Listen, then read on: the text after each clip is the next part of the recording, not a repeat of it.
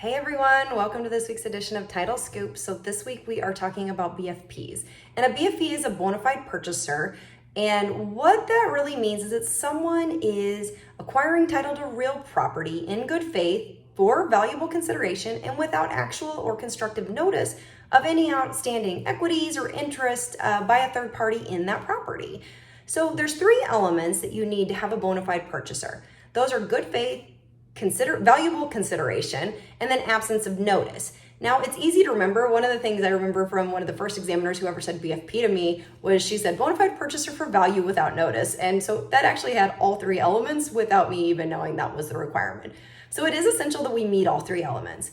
If you don't meet them, one, you're probably not a BFP, but two, you might not have protection under your recording act in your state. So every state has a recording act and almost all of them have those, and the reason for that is they are really protecting those bona fide purchasers. They don't want sellers out there giving away part or all their real property, really trying to avoid creditors from obtaining a lien against the property. So there is that protection in the recording acts.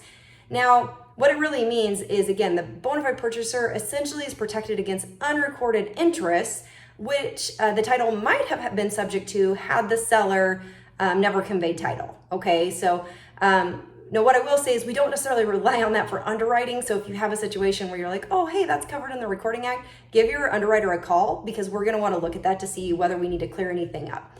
Now, we do have situations sometimes where we don't have valuable consideration being given for the transaction.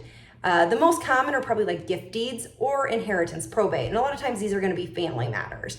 Now, if you have a gift deed, we actually did a gift deed video not long ago, and I'm going to link that in the email. But, we're looking at really fraud is one of the big things, but, with state and federal gift taxes, unrecorded debts, just making sure that none of those are happening so that we can insure the transaction. But again, best thing when you have a gift deed, if you're being asked to insure it, is to call your underwriter so that we can look to see if we can insure the transaction.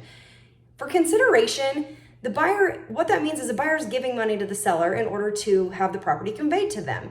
Now, if you have the contract, that's valid. It shows the consideration, shows buyer, seller, and what's going to happen. So without consideration, we're going to need to ask questions so we can make sure that we can insure this transaction. And sometimes we can. So from an underwriting standpoint, some of the things that are probably the most common that we're getting asked about when a BFP is in question is, or there's not a BFP at all, is a conveyance without consideration paid. And what we just said, like such as a gift deed, they might be able to be insured, but again, you need to call your underwriter because we're going to ask some questions to see if we can insure that transaction.